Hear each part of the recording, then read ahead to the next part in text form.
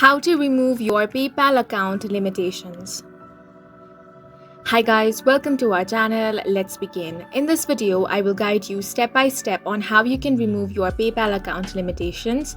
First of all, open up any web browser and head over to paypal.com. Here, you first of all want to sign into your account.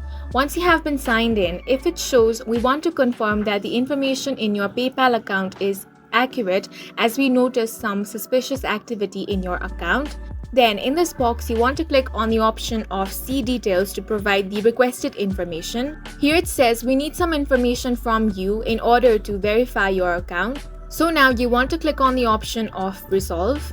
Here you will have to upload a photo ID. You need to upload a document that is valid and legible. So now you want to click on the option of document type. Now you can select any document type that you want from this list. Once you have selected it, click on the option of Browse Files. Then from your files, you can simply upload the photo ID.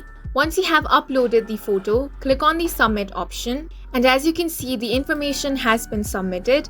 Now PayPal will review your information and get back to you regarding the status of your request. And that's it for this video. If you found it helpful, please make sure to hit the like button and subscribe for more video like this.